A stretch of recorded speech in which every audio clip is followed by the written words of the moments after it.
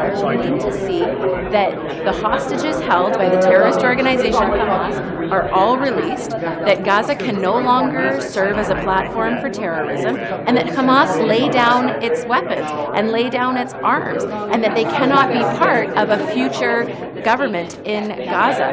And so we want to see civilians protected, both in Israel and in Gaza, and that's where we are, and that's what we're going to keep working towards, because we want to see both Israelis living in peace and security and Palestinians living in peace and security. Specifically, it's easier with a statement to ground things. On a mis hier comment dit statement? Une déclaration, merci, sur une cessez-le-feu, merci, entre Hamas et Israël, mais ça doit être durable, et la seule manière, puisque ça peut arriver, c'est basé sur les conditions que nous avons énoncées hier, c'est que le Hamas laisse partager à tous les otages qu'ils ont maintenant, qu'ils ne peuvent pas faire partie d'un gouvernement futur en Gaza et qu'ils doivent tomber leurs armes, puisque ça ne pourrait pas revenir à faire ce qu'il a fait à Israël. Et l'autre chose, c'est que pour nous, on est préoccupés pour les civiliens, soit israéliens, soit palestiniens. On veut voir une paix durable, et la seule manière de le faire, c'est d'assurer que Hamas n'est pas partie d'un futur gouvernement, qu'ils laissent tomber leurs armes, mais aussi qu'il y a des deux États entre Israël et les Palestiniens où ils peuvent vivre en paix et en sécurité. Personnellement, est-ce que vous adhérez avec la position que votre Premier ministre a pris hier et le vote personnellement? C'est important que nous l'avons fait hier. C'est en accord avec ce que nous avons dit dans notre déclaration. Nous sommes préoccupés par les civiliens et assurons qu'ils reçoivent ce qu'ils peuvent. Une cessez-le-feu ne pourrait pas être d'un côté, parce que c'est le Hamas qui a brisé le cessez-le-feu le 7 octobre. C'est clair qu'il continue de laisser partir des roquettes en Israël. Alors, pour arriver à cette cessez-le-feu, on doit voir les actions de Hamas aussi. Can you describe what the mood is within caucus and how you are going to bridge the divide? There is so much conflict out on the streets, and I'm sure it's reflected in caucus as well. I can tell you that the mood in caucus is very strong. Look, we are a diverse caucus. We represent the diversity in Canada. We are the only caucus that truly represents every aspect of Canadian society. We have these tough conversations, but that's how we get to the positions that we get to, because we are truly listening to everyone and engaging with everyone. And that's exactly what we're going to continue to do. Unlike other parties who maybe are one-sided or the other, we try to bring people together. We try to ensure that everybody has a voice and that we are listening to each other. And those are tough conversations. This is a really, really difficult issue, but we're going to keep working together, and we're going to do this in a way that is reflective of Canadian society, and we're going to do it in a way that hopefully continues to bring people together, even in these really difficult situations. Politically, is this a lose-lose sort of situation, this decision? Look, I think when you take a principled position, it may not satisfy anyone, right? Because there are very strong emotions on both sides of this conflict, and understandably, look, there have been horrific tragedies both in Israel and in Gaza, and the fact of the matter is that people have very real feelings about what is going on. For me, it's demonstrating empathy and understanding to where people in Canada are, understanding the complexity of the geopolitical position that we're in, and recognizing that, we need to ensure that where Canada stands is continuing in our principles, continuing in our values. It doesn't mean it's easy. It doesn't mean that everyone is going to agree, but we are going to continue to have those conversations and bring people together. I'm sorry, I'm going to have to get into. Can I ask you one question? Est-ce que vous appuyez la position du Canada par rapport au gouvernement de cessez-le-feu? Oui, la position est dans le statement juste hier. C'est clair, c'est important je m'excuse, j'ai cherché le bon mot maintenant. To pursue? Poursuivre. OK, poursuivre. C'est OK si je posais. OK. Non, c'est OK. Et c'est difficile. C'est un sujet dehors ma portefeuille. Look, the position of the government was clearly outlined in the statement issued by the Prime Minister yesterday. The pursuit of a sustainable ceasefire and the call for hostages to be released is important. What we really want to see, though, is lasting peace. The thing that I have come to understand through conversations with people in my own community, with colleagues on Parliament Hill, is that I'm yet to find a person who isn't in search of a lasting solution that provides peace and minimizes damage to innocent lives. This is a difficult situation for so many, but what we're trying to pursue is the loss of innocent life and peace. How do you personally feel about it? I think it's the right approach. It's a very difficult conversation. When I think there's a few key things that I believe that seem consistent with most people I speak with. The terror attacks of October 7th were an atrocity. Hamas remains a terror organization and should be held accountable. Israel certainly has the right to defend itself, but to defend itself in accordance with international law. My background before I got into politics included a master's program in The Hague in international law, and this is something I've cared about for a significant period of time. What we need to ensure, though, is that as we pursue accountability for the terror attack that was launched by Hamas on October 7th, we also need to do everything we can to protect the lives of innocent people who call Gaza home. This is an extraordinarily difficult situation, and we want to do everything we can to limit violence as we continue to support Israel's right to defend itself. Do you think it's a problem that Canada voted for the resolution when it did not include the amendment to call out Hamas at the same time? Look, I think it would be preferred if the language of the motion actually included the details that we clearly outlined in the statement. What I've come to understand after 8 years in politics is it's rare that a motion that is put forward by a number of different parties, in this case the United Nations more broadly, they're never going to have the perfect draft that Canada would have drafted. It is important for us to be able not only to cast our vote, but to explain to Canadians in a more detailed way the conditions upon which a sustainable ceasefire could be achieved. But didn't we do that without voting for the resolution, saying this is why we're voting no, because it doesn't say both of these things, and this is our position? Look, I think reasonable people could take different vantage points on that specific issue. I think when you issue a statement on the same day that a vote comes up, calling for a similar outcome but without some of the detail, my sense is that the logical thing to do is to support the motion, but to explain through your communication to Canadians that there's more to it than may have been included in the body of the motion, and I think the statement fills in the gaps so people understand the detailed position that Canada has taken.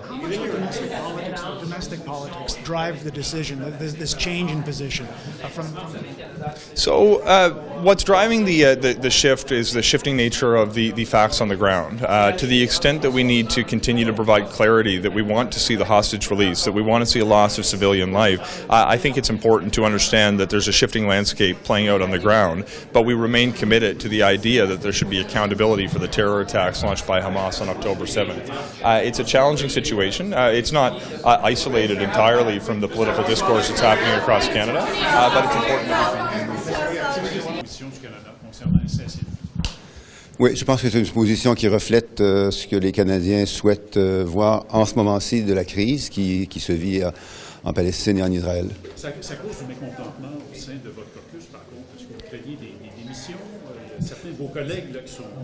Bien, le caucus du Parti libéral est à l'image du pays. C'est un caucus qui est très diversifié, avec des gens qui viennent de différentes communautés.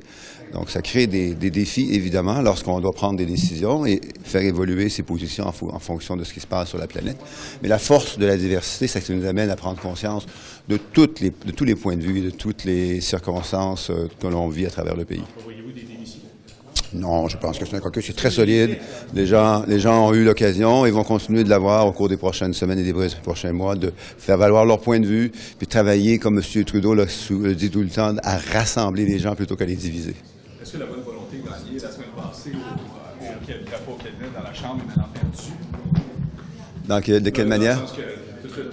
L'esprit d'équipe qui a été formé la semaine passée. Non, ça, pas du tout. Moi, ce que je peux vous dire, la position, oui, comme certains députés avaient été sortis publiquement sur une demande de cessez-le-feu. Mais ce qu'il faut se rappeler aujourd'hui, c'est que certains collègues ont un cri du cœur sur le fait qu'il y a une montée de l'antisémitisme ici et partout dans le monde qui n'est pas tolérable. Il ne faut pas la tolérer, comme il ne faut pas le tolérer aussi des gestes islamophobes.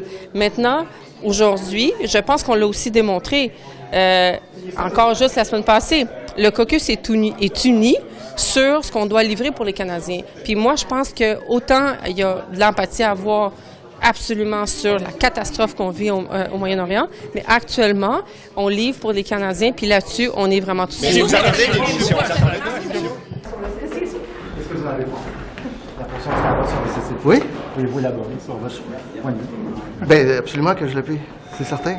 On dit depuis le début que ce qui est arrivé le 7 octobre est absolument horrible, la perte de vie, ce que le Hamas a fait, mais en même temps, on voit chaque jour des pertes de vie d'enfants, de femmes, de milliers de personnes à Gaza. Et il doit y avoir un cessez-le-feu et on doit trouver une façon de travailler sur une solution à 2 États. Y a-t-il un risque pour le Canada de s'éloigner de la position des Américains? Le Canada est un pays souverain. Can you explain in English? Why is Canada diverging with the U.S. on this? Well, we've been saying since day one what happened on October 7th is absolutely horrific. What Hamas did was unacceptable. At the same time, we're seeing day after day children, women die. This has to stop. And we have to find a way to work on a two-state solution. But why? I don't understand. Was it domestic pressure that caused your party to cave? And that we're a sovereign country. We make our own decisions. Sure, but your position changed dramatically. Unity. Are you worried about caucus unity? You've been around a long time. Je n'ai pas entendu. Je pensais quoi de la position du gouvernement sur le cessez-le-feu? Vous la supportez? C'est la position qu'on a prise comme gouvernement. Et effectivement, je pense que tout le monde doit militer pour la paix. Je pense que c'est ça le message derrière ça. Je pense que c'est en ligne aussi avec la tradition du gouvernement du Canada de toujours être là pour la paix dans le monde. Alors, on va continuer de travailler dans ce sens-là. C'est la position du gouvernement. Y a-t-il un risque d'avoir une position qui est différente de celle des États-Unis? Je vais laisser ma collègue Marie-Claude s'exprimer sur... Excusez-moi, Mélanie Joly, non, je m'excuse. Ma collègue Mélanie Joly s'exprimer sur ça. C'est elle qui est en charge de la politique étrangère, mais je pense que le Canada a parlé hier. Et au niveau des affaires? Écoutez, au niveau des affaires, non, je vous dirais que, écoutez, chaque pays prend des positions qui sont en ligne avec leurs valeurs, avec le rôle qu'ils peuvent jouer dans ce conflit-là. Et le Canada a un rôle à jouer, mais je pense pas que les gens mélangent les positions qui peuvent être prises diplomatiques par rapport aux investissements. Vous savez, le Canada a tiré 3e pays au monde pour l'attrait d'investissements étrangers en 2023. C'est l'année des grands investissements. En 2023, c'est l'année où le Canada rayonne. J'étais encore au téléphone avec un autre CEO. Les gens veulent doubler leur mise au Canada. Vous savez, c'est l'année du Canada 2023. Craignez-vous des démissions au sein du caucus par rapport à cette position-là? Écoutez, je pense qu'on est très unis. Le vote de la semaine dernière a permis d'unir les gens suite à tout ça, parce que, vous savez, dans le fond, ce que les conservateurs ont fait, c'est permettre de nous unir la semaine passée. Merci à vous. I just wonder if you have any concerns about your colleague, the mental health minister, Minister Sachs, whether she will remain in cabinet in the wake of this decision. I have enormous respect for Yara and the expertise that she brings, and I love working with her, and I have every expectation that she would continue. Okay, it's important that cabinet sort of be, there's caucus solidarity, then there's cabinet solidarity, and on an important foreign policy decision like the one that was just made, is it important for you and other cabinet ministers to be on the same page, essentially? Look, I think that all of us are devastated by what's happening right now in Israel and Gaza and the West Bank. I don't think there's a Canadian who isn't feeling deeply heavy by what's going there. And we're all good people. We're all trying to find our way to support other good people to find peace. And so I respect enormously the divergence of opinion on how we best get there, but our goal is the same. Okay, yeah. Thanks very much. Thanks so much. I was very disappointed in the vote at the United Nations. I don't think it was consistent with the statement we issued yesterday that imposed conditions on what would it take for a ceasefire to happen. And to me, if Hamas does not lay down its arms, there is no ceasefire. That is just unacceptable that Israel is placed in a position when Hamas broke the ceasefire on October the 6th and broke the temporary ceasefire last week. One at a time, I will answer everybody. Can you still be a liberal? I mean, I'm not going to get into things that are, I mean, a liberal, my convictions for the last, since I've been a teenager, have generally been with the Liberal Party. I'm disappointed in this vote, and let's stick to the substantive stuff about the vote. The government's position is that they voted in favor of the motion, but put sort of a statement out in order to explain what they The motion is the motion. The motion was an unconditional call for a ceasefire. I do not support an unconditional call for a ceasefire. I don't believe the majority of my constituents support an unconditional call for a ceasefire. And it's my obligation as an individually elected MP to speak out when I think that Canada has abandoned its traditional position at the UN of support of Israel at a time when Israel's at war. Sorry. Why do you think we did that? I'm sorry. I promise I will answer everybody. Can we try? I won't speculate. That's up to them to answer why they changed their position. My view has always been consistent. Israel is singled out far too often at international organizations. It is an undemocratic mix of countries that frequently target and stigmatize Israel. Canada has had a principled position under successive Liberal and Conservative governments to not support that. And I think yesterday we supported a resolution that singled out Israel, abandoning Israel and our traditional ally, the United States, in a time when Israel's at war. And I think it was inconsistent with the statement we issued yesterday with Australia and New Zealand. Pourriez-vous développer votre position en français? Pourriez-vous développer en français votre position? Oui, je vais dire quelque chose en français parce que j'ai... Qu'est-ce que c'était la question? On veut connaître votre position sur le vote. Qu'est-ce que vous en avez pensé? Qu'est-ce que vous auriez fait? Est-ce que vous êtes toujours fier d'être un libéral? Mais sur la question du vote, je crois que c'était pas consistant avec la position qu'on a articulée hier avec Nouvelle-Zélande et Australie. On a dit que pour avoir un cessez-le-feu, il faut avoir premièrement la libération inconditionnelle des otages et deuxièmement aussi que Hamas doit se désarmer. Et on a dit que Hamas n'a aucun rôle dans l'administration de Gaza. Maintenant, on a voté pour une résolution qui dit le contraire, qu'on veut un cessez-le-feu inconditionnel. Et moi, je ne suis pas d'accord avec ça, pas du tout. Envisagez-vous de démissionner? Envisagez-vous de démissionner?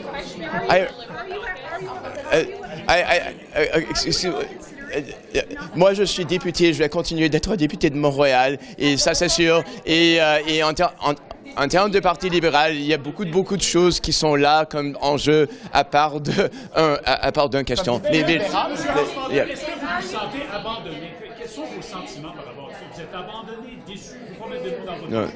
Expliquez-nous comment vous sentez. Mais je crois que sur le vote hier, je ne suis pas du tout d'accord avec ce vote-là. Je suis très déçu et je crois que les leaders du communauté juive partout dans le pays ont exprimé le même hier. Et je vais continuer de batailler pour ma position publiquement et privément. Sorry, I'll come back, I promise. On the statement versus the vote, can you make sense of that? Do you understand how it is that Canada both released a statement that had way more conditions and way more precision, and then a vote that had nothing, and Canada voted for it, and meantime the Prime Minister hasn't even said the word ceasefire? Well, again, that's what I don't understand. I can live certainly with what was in the statement, that there should be an end to the fighting if Hamas surrenders, absolutely, and Hamas releases the hostages. An unconditional ceasefire simply puts Israel as one who has international obligations as having to lay down arms, and Hamas, which is a terrorist organization that has no obligation to follow international rules, will just do what it did again, and I can't live with that. I'm sorry. Right now, that's not, like, I have lots of things to think about beyond my role in the Liberal caucus. I have always been a Liberal. I will continue to fight for Liberal ideas, and that's sort of where I am right now. Again, this is way beyond. Right now, I'm dissatisfied with the vote, and I have, and that's all I'm going to say today. Thanks, guys. Thank you. Ideally, some people have different opinions in the caucus. What's your thoughts on the Canada calling for a ceasefire? I actually support the statement that we put out earlier yesterday. I think it was a good statement. I wish that the vote had called out Hamas as a part of the amendments, but we're going to keep working towards a lasting peace. I think that's what's most important. What do you think of an inside caucus? Will people be looking to you to, there seem to be some different opinions within caucus. Do you want to be a voice this morning on one side or the other? I think it's exactly not being one side or the other. I think this is actually, and I mean this is a time where Canadians need to come together. We need to find a way to talk about a really complicated and emotional issue, and we need to say that we can all be on the same side. It's not a platitude. Back in your constituency office, I know Julie Zarowitz has had some issues. Have you had any issues in terms of worried about the safety of your staff or had to take any different precautions just because tensions are so high? I'd rather not comment on that. So you said that you would prefer that the resolution called out Hamas. So do you think we shouldn't have voted for it because it didn't? I wish that the world at the UN had actually supported that amendment. That amendment would, I don't see how we can't condemn Hamas in all of this, but we can also say that we want the world to move towards a peace in that region. I think we can say both. But we didn't by voting in favor of that resolution.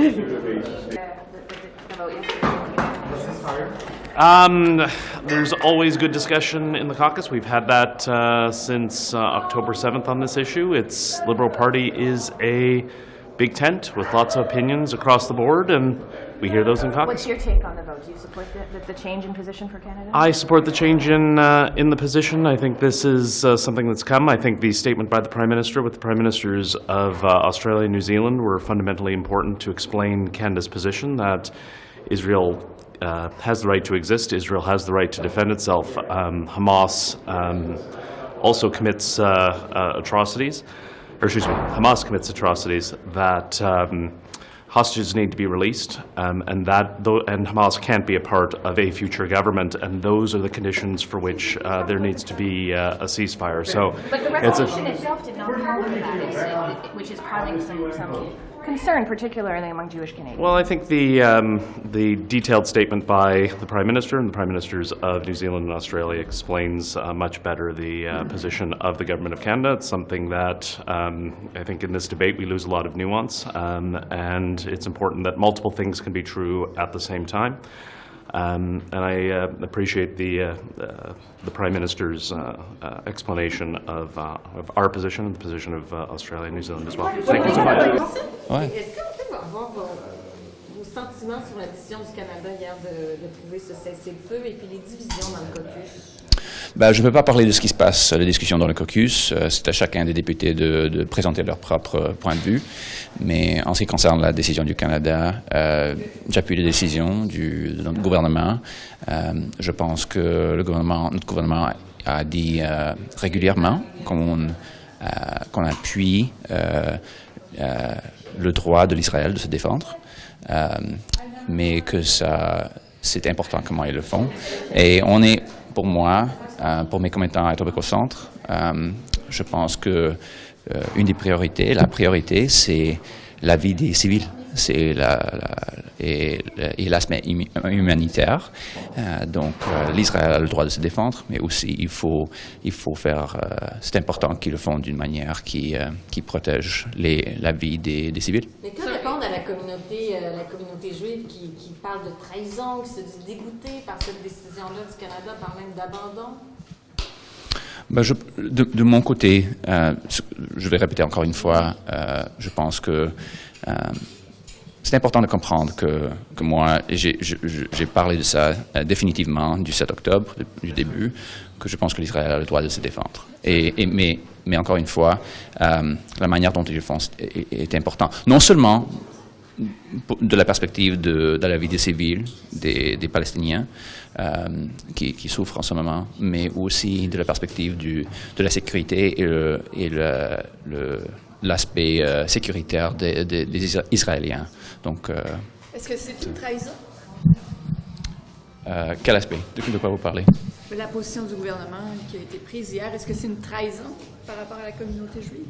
Je pense qu'encore une fois, le Canada veut s'assurer de la sécurité de l'Israël, des Israéliens, Le Canada veut évidemment s'assurer que les hostages, les otages qui ont été pris de l'Israël par Hamas sont retournés, que de mon côté, l'Hamas doit être détruit, éliminé, et aussi on doit protéger la vie des civils et on essaie de balancer toutes ces priorités. In English, do you support how the government voted, or how Canada voted at the UN? Even though the vote itself did not mention Hamas, it did not kind of put conditions on the ceasefire. I support the Canadian government's position. I think that since the beginning, our Minister of Foreign Affairs has said that we support Israel's right to defend itself. We expect the hostages that Hamas has taken to be released, but also that the way in which Israel prosecutes this war is important, and we have to be conscious of the impact this is having on civilian life and the suffering of civilians. And I think our concern is the long-term security of both the Israeli people, Palestinian people, and also the humanitarian situation in Gaza. And so we're trying to balance all those. From my perspective, it's important to balance all those priorities. On that balance, is the government trying to have it both ways? Because it releases a statement where it condemns Hamas, it lays the blame on triggering the war on them, but then on the vote, it votes for something that doesn't mention Hamas. So is the government trying to have it both ways, trying to please both sides here? You'd have to ask that question to the Minister of Foreign Affairs and the government. I want to know what you think as a caucus member, as someone who says they support the government's position. Is the government trying to have it both ways with this vote? I think what the government's trying to do is what I just talked about a moment ago, which is to balance all those various important issues that I just spoke about. So ensuring long-term security of Israel, ensuring the safety and security of the Israeli people, ensuring the safety and security of the Palestinian people, and making sure the hostages are released, and also making sure that we're really doing all we can to protect civilian life. There's Jewish groups that are condemning Canada's vote yesterday at the UN. There's Muslims groups that said this should have come a lot earlier and didn't need to take this much pressure. So how do you think the government's doing in trying to achieve that balance? Like I said, I think my previous answer speaks for itself. Like I said, there's a number of these various the security of Israel, the humanitarian situation, the release of the hostages, all of these and other factors are things we're balancing. So. Do you expect difficult discussions in caucus in regards to this? I'm not going to project or try to anticipate what the discussion will be in caucus. It's for caucus colleagues, and it's obviously confidential. In terms of your conversations with caucus, it is divided, it is heated, it is emotional. Again, I need to honor my caucus colleagues and honor the confidentiality of those conversations. But I think caucus is a place where we come together to discuss important issues, and we'll see where that goes. I have to leave it like that. Thank you very much. The question is one better posed to the Prime Minister in terms of how the government came to that conclusion. You're saying you don't understand that. No, I understand why the government has come to the decision that it has. What I'm saying is that I have concerns vis-a-vis the UN resolution specifically and areas in which I think it fell short, and I've laid out those areas. Again, I'll reiterate them for those that may not have heard.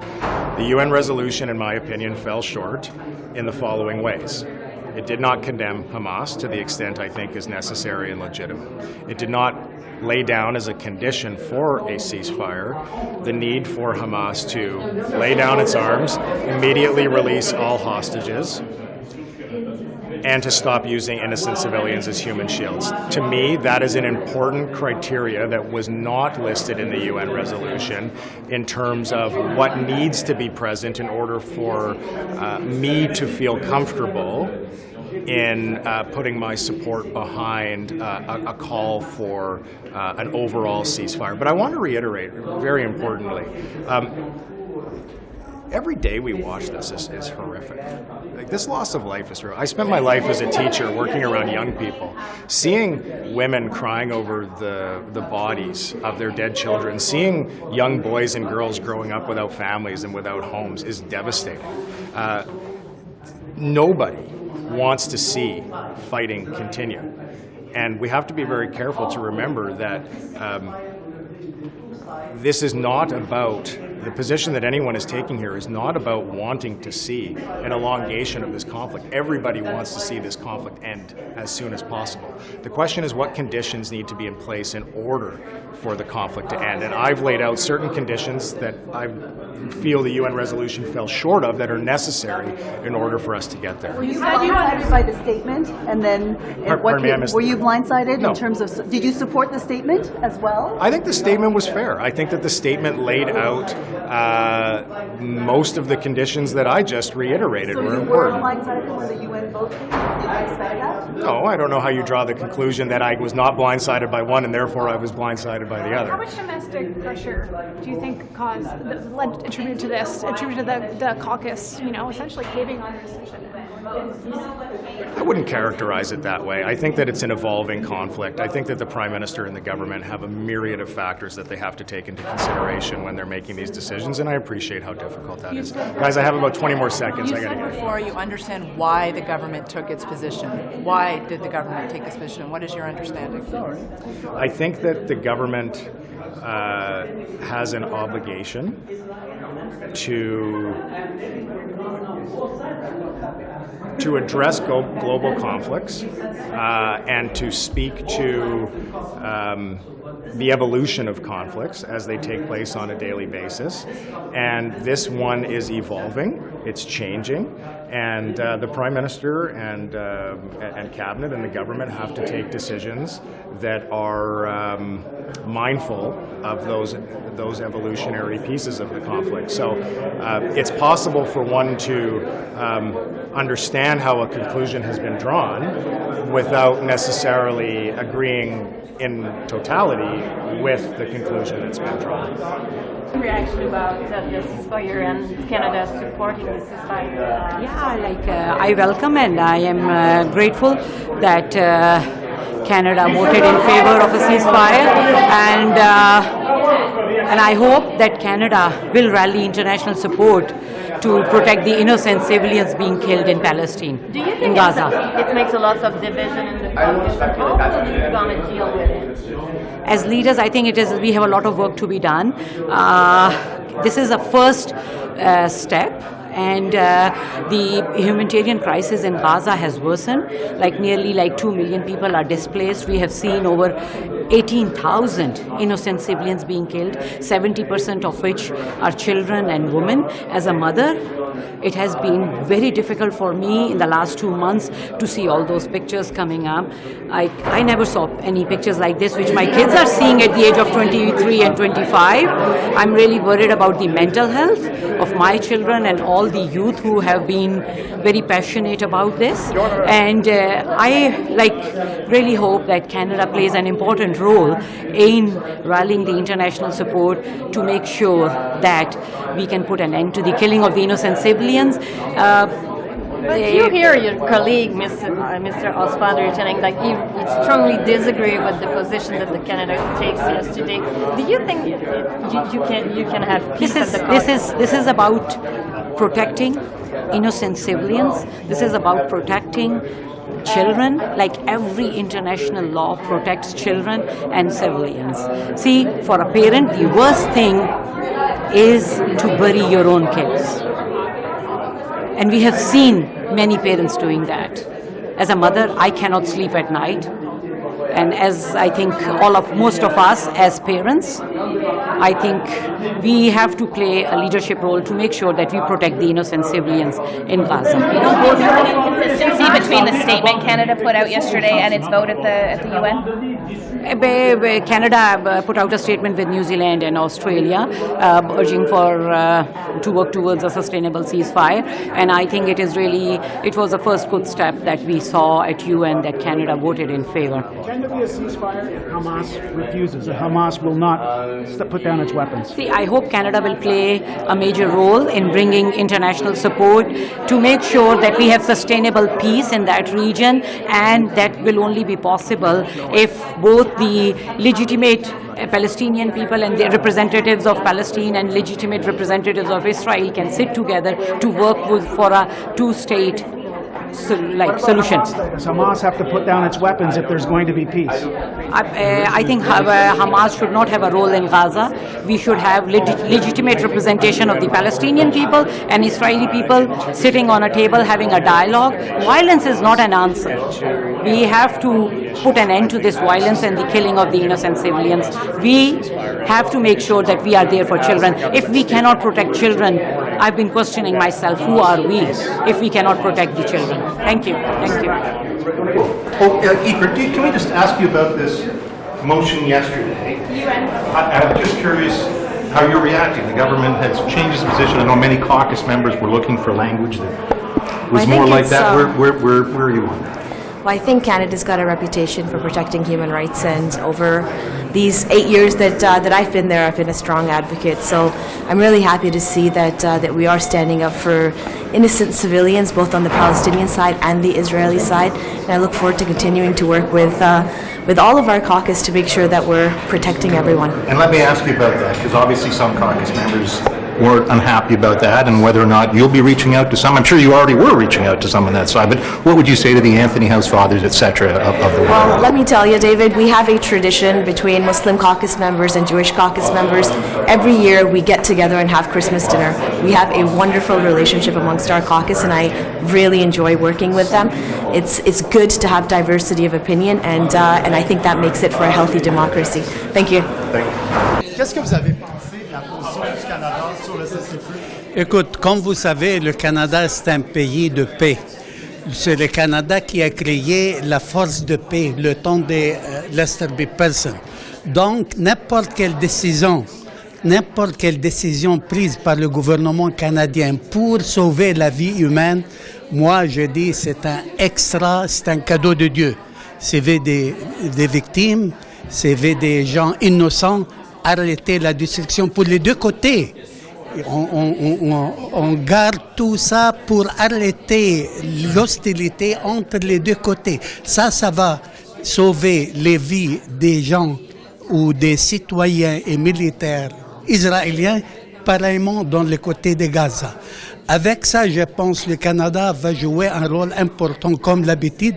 Je pense, avec l'effort du très honorable Premier ministre du Canada, ça va être le spearhead pour amener les deux côtés de conflit, israélo et palestinien, à la table des décisions pour commencer un roadmap pour une paix permanente et pour la création de deux États qui peuvent vivre un État à côté de l'autre en sécurité et en paix. Quels ont été vos sentiments hier quand vous avez appris la nouvelle? J'étais vraiment content. Moi, n'importe quand s'il arrive en Afrique, s'il arrive au pôle Nord pour arrêter la tuerie, je serai d'accord et j'approuve ça particulièrement Jordanie, de la Turquie, et pour négocier la paix. Je pense si on peut trouver d'autres, la Qatar aussi elle jouait un rôle, si on peut trouver des gens qui peuvent comprendre les pensées des Hamas et transmettre ça aux Israéliens pareillement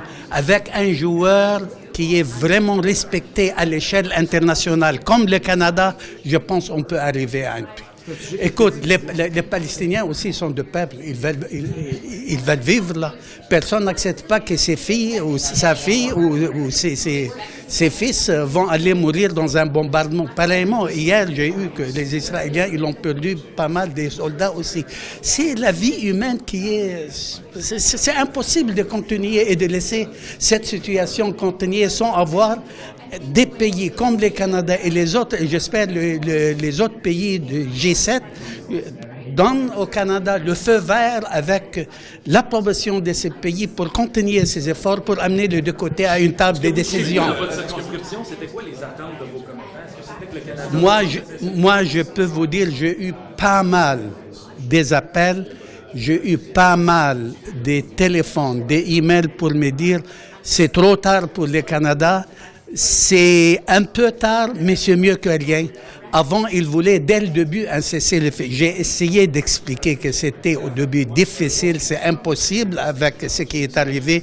Mais maintenant, je pense que la tonalité de ces gens commence à baisser un peu, en espérant avec les jours qui vont venir d'avoir une paix une paix durable, comme on dit. De ramener des gens ensemble pour parler au Hamas. Est-ce que vous trouvez finalement que le Hamas est peut-être incompris dans tout ça?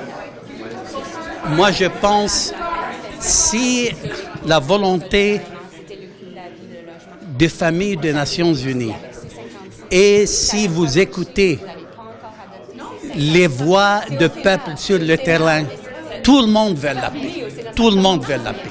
Personne ne veut pas la guerre. Écoute, le Hamas, je pense, il y a quelques items dans ces conflits qui l'impactent. Toujours, dans n'importe quel conflit, vous avez trouvé des gens qui ne veulent pas la paix. Il faut chercher les sources qui va appuyer ces gens, qui va encourager la guerre. Et il faut jouer un rôle et utiliser la pression pour arrêter que ces gens-là continuent à encourager les gens qui ne veulent pas la paix. Certains de vos collègues sont mécontents de la position du Canada. Est-ce que vous craignez que ça moi, comme je dis, écoute, je suis d'origine libanaise. J'ai vécu la guerre. Et je sais comment c'est difficile. J'ai vécu la guerre. Et je sais comment... J'ai vu des cousins massacrés. J'ai vu des maisons brûlées. Donc, n'importe quelle décision pour baisser la température de guerre, j'approuve ça à 100%. Merci beaucoup. Yes, in English. Absolutely. For one reason, not any ceasefire. I'm supporting the ceasefire only to solve and to protect the human life in both sides, Israeli and Palestinian, and hopefully that this ceasefire will bring the two sides for a negotiation table to start a roadmap for the creation of two states living side by side in peace and security. That's why I support peace. Is it something, though, that is reasonable to expect, given that Hamas is listed as a terrorist organization that is As I said before to your colleague, if there is a will, there is a way. If the family of United Nations, particularly the G7 and United States, have the most important role to play in this particular conflict. If they got together, they understand both sides what they want and try to narrow the gap between both, I believe there is nothing impossible in life. I have learned from my father, when you face a difficulty, you have but to go back. Try to penetrate it, try to go in others forward. And do you know why Canada changed its position? It was a big change, especially in the UN vote. It is not. It is not. Listen, from the beginning, Canada, the vision of the government of Canada, the creation two-state, that was since I was elected in 2015. That was the vision of Canada. Not supported an anti-Israeli or pro-Palestinian No, vote it is. UN, But I don't think this anti-Israeli. This is the benefit for the benefit on both sides, Israel and Palestinian. And I am telling you from now, both sides are not happy 100%. And you can never give satisfaction to both sides in conflict. But this is the position in Canada, and the responsibility on this government under the leadership of Justin Trudeau is to narrow the gap, bringing both sides to a negotiable table for lasting peace. Thank you very much. Thank you. Just on the report, just for guidance, when can we see the PROC committee report? I'm just asking for guidance. That's all. The House needs us to respond by tomorrow. Okay, so tomorrow morning, tomorrow after QP, what do you think? I would anticipate during routine proceedings. Which is usually after QP? Thursday, first thing in the morning. Perfect, thank you. Okay. My memory is weak, as you know. So I hope to see you tomorrow. thank you. Thank you. Thank you.